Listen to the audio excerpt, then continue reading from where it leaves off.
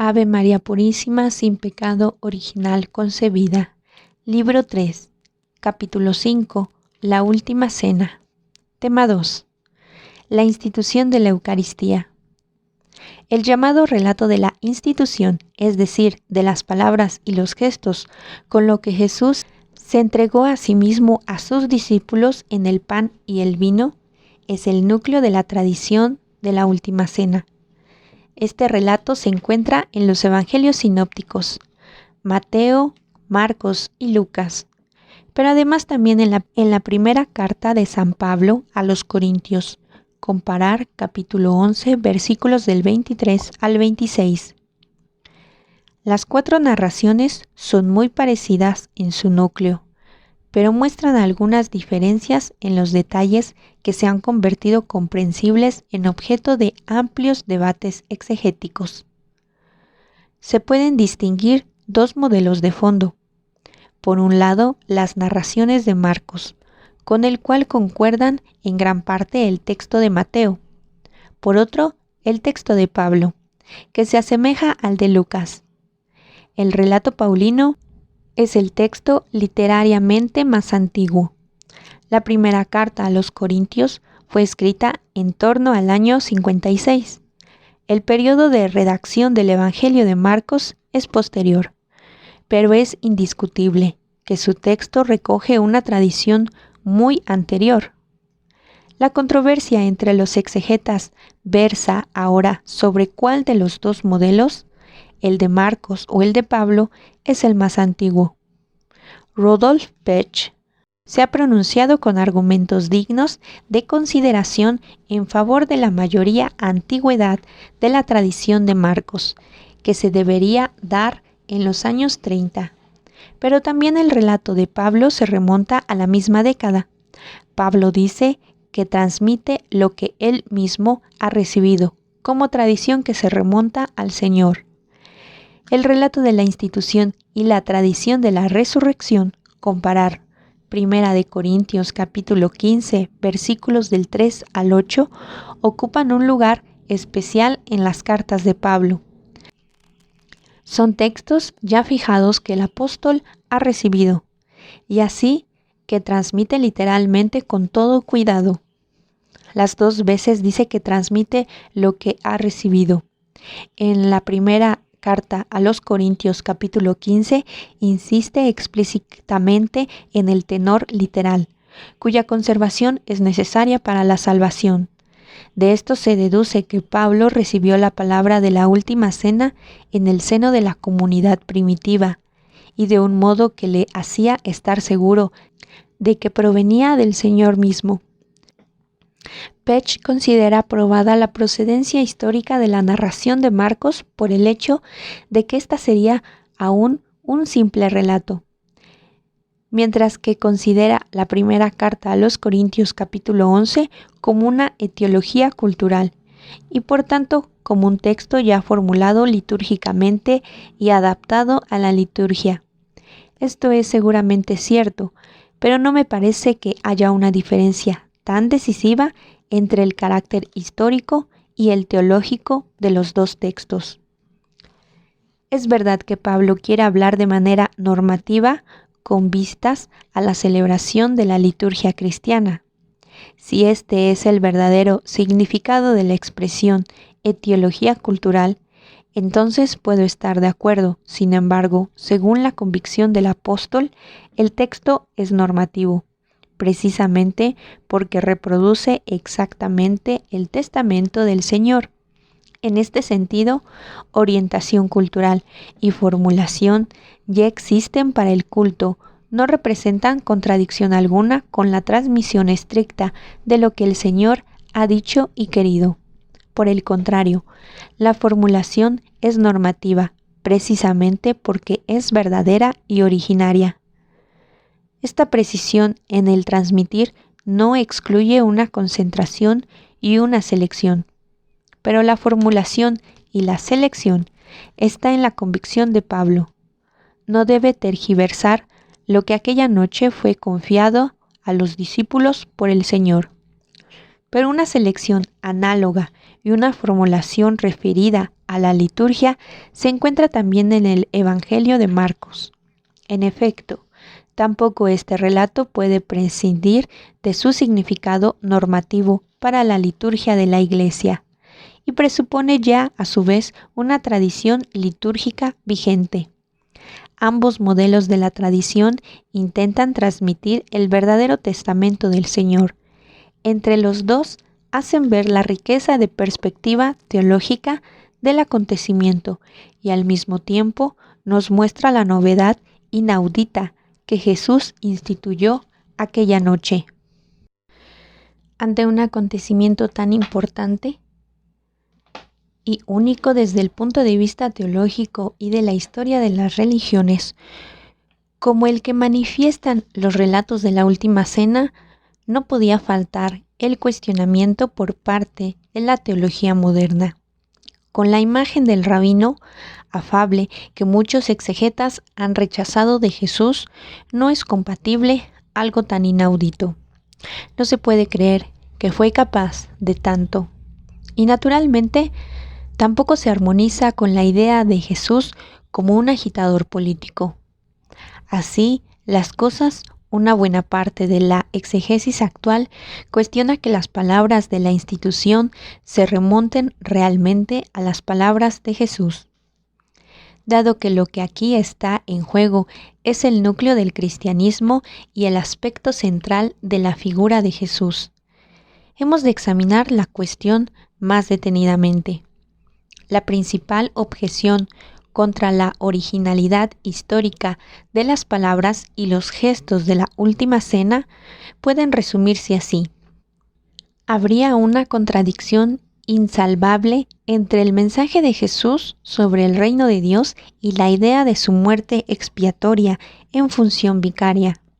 El núcleo íntimo de las palabras de la Última Cena, sin embargo, es el vosotros por muchos, la autoentrega vicaria de Jesús y con ello también la idea de la expiación. Si Juan el Bautista había llamado a la conversión ante el juicio inminente, Jesús, como mensajero de la alegría, habría anunciado la cercanía del reino de Dios y la voluntad incondicional de perdón, el régimen de la bondad y la misericordia de Dios. Cito, la última palabra de Dios pronunciada a través de su último mensajero, el mensajero de la alegría después de Juan. El último mensajero del juicio es una palabra de salvación.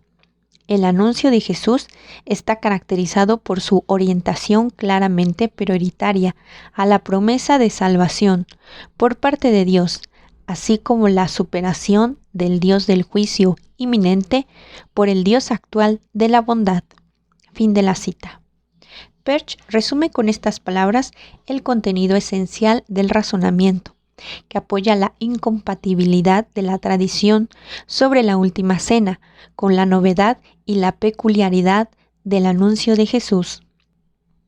Peter Fiedler ha desarrollado de manera drástica la lógica de esta visión cuando escribe, cito, Jesús había anunciado al Padre que quiere perdonar incondicionalmente. Fin de la cita. Y después se pregunta, cito, ¿pero acaso no resulta ser menos generoso en su gracia o incluso totalmente soberano desde el momento que insiste en una expiación? Fin de la cita.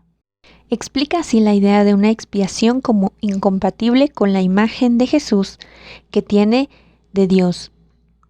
Y en esto ya son muchos los exegetas y representantes de la teología sistemática que están de acuerdo con él. En efecto, aquí reside el verdadero motivo por el que una buena parte de los teólogos modernos, y no solo los exegetas, no admiten que las palabras de la Última Cena provengan de Jesús. La razón no radica en los datos históricos. Como hemos visto, los textos eucarísticos pertenecen a la más antigua tradición. Según los datos históricos, no hay nada más originario precisamente que la tradición de la Última Cena, pero la idea de expiación es inconcebible para la sensibilidad moderna. Jesús en su anuncio del reino de Dios, debe situarse en el polo opuesto. Aquí está en juego nuestra imagen de Dios y del hombre. Por eso toda esta discusión es solo aparentemente un debate histórico.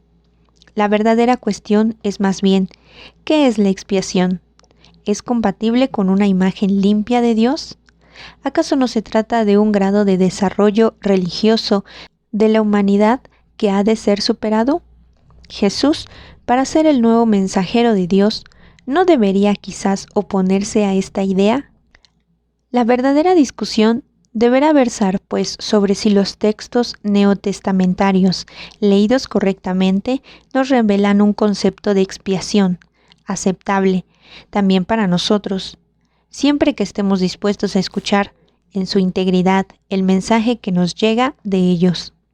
Hemos de reflexionar definitivamente sobre esta cuestión en el capítulo sobre la muerte de Jesús en la cruz.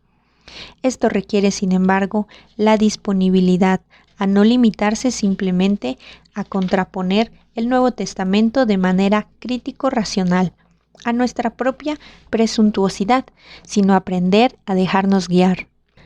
La voluntad de no tergiversar los textos según nuestros criterios, sino dejar que su palabra purifique y profundice nuestros conceptos. Tratemos, mientras tanto, de acercarnos a tientas a la comprensión mediante una escucha como esta. En primer lugar, hagamos una pregunta.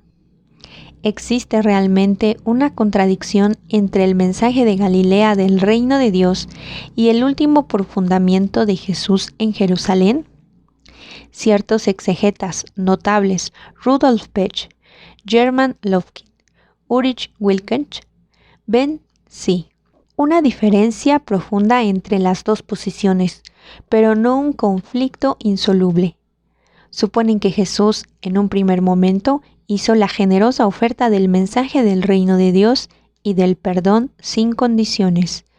Pero cuando se dio cuenta del fracaso de este ofrecimiento, identificó su misión con la del siervo de Dios.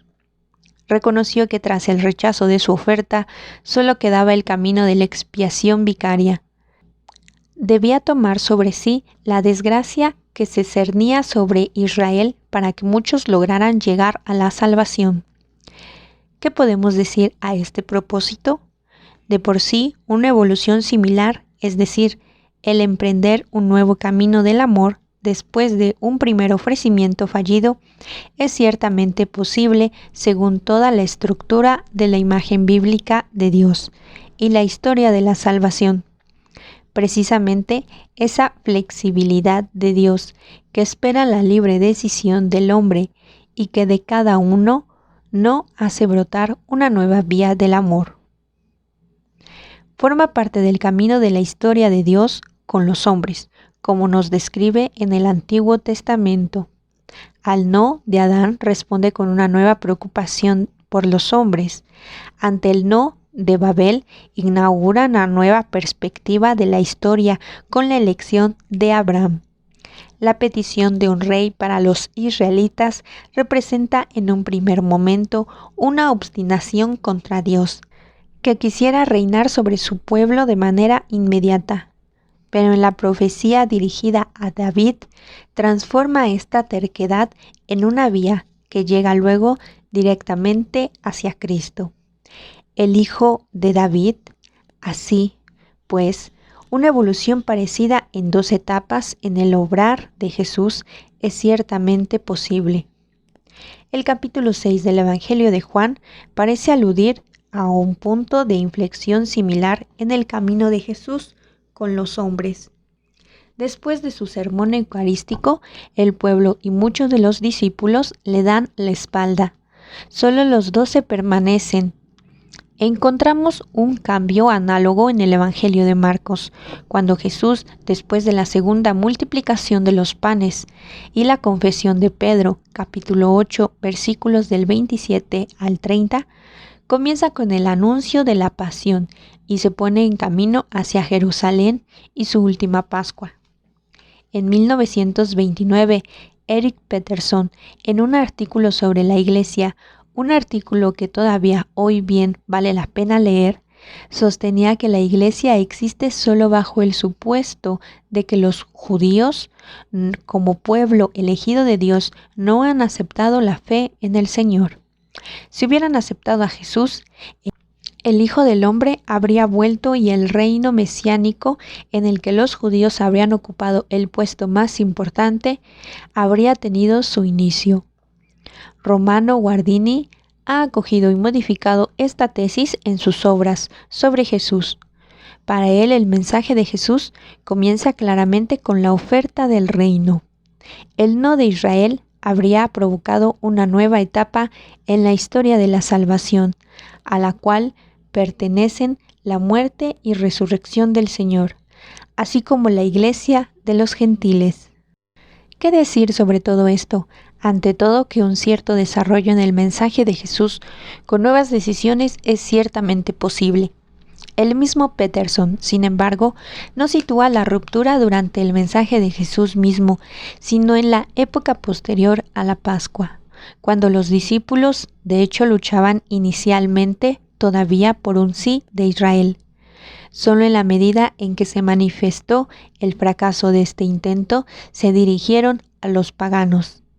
Esta segunda fase la podemos percibir claramente en los textos del Nuevo Testamento. Por el contrario, una evolución en el camino de Jesús la podemos entrever siempre y solo con mayor o menor grado de probabilidad, pero nunca establecerla con claridad. Ciertamente no se da ese contraste neto entre el anuncio del reino de Dios y el mensaje de Jerusalén, tal como se encuentra en la tesis de algunos exegetas modernos. Ya hemos hablado de algunos indicios sobre un cierto desarrollo en el camino de Jesús, pero debemos decir ahora, como ha subrayado claramente, por ejemplo, John P. Meyer, que es la estructura de los evangelios sinópticos, no nos permite establecer una cronología del anuncio de Jesús. Ciertamente, el énfasis sobre la necesidad de la muerte y resurrección se hace más claro a medida que progresa el camino de Jesús, pero el conjunto del material no está ordenado cronológicamente de tal manera que podamos distinguir con claridad un antes y un después. Basten algunas indicaciones. Ya en el segundo capítulo de Marcos, en el discurso sobre el ayuno de los discípulos, se encuentra el anuncio de Jesús. Cito: «Llegará un día en que lleven al novio, aquel día sí que ayunarán». Fin de la cita. Capítulo 2, versículo 20. Muchos más importantes aún es la definición de su misión que esconde tras un hablar en parábolas, en las parábolas que explican a los hombres su mensaje sobre el reino de Dios. Jesús identifica su misión con la que confió a Isaías tras el encuentro con el Dios vivo en el templo.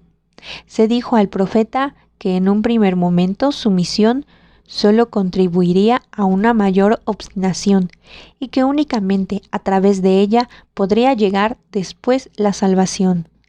En la primera fase de su anuncio, Jesús dice a los discípulos que esta sería precisamente la estructura de su camino.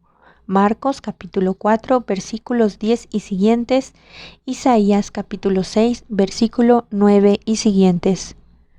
Pero de este modo todas las parábolas, todo el mensaje sobre el reino de Dios, se ponen bajo el signo de la cruz.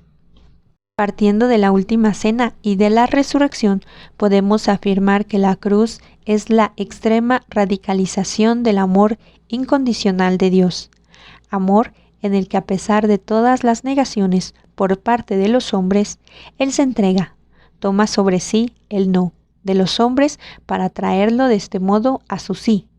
Comparar 2 de Corintios capítulo 1, versículo 19.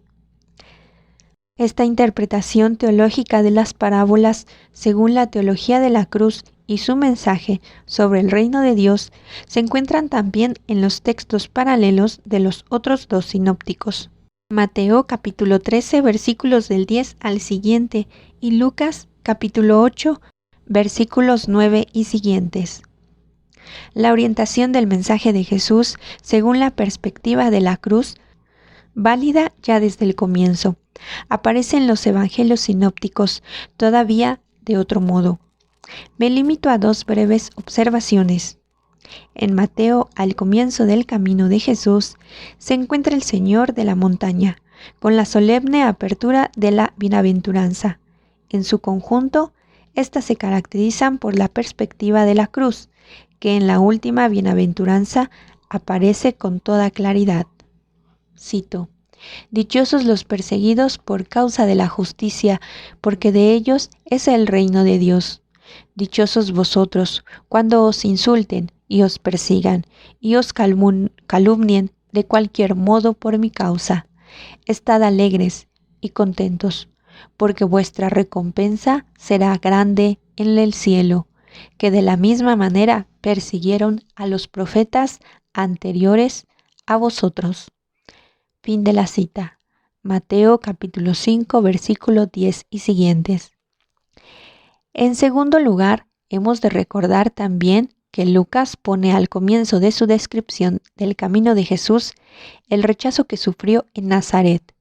Comparar capítulo 4, versículos del 16 al 29.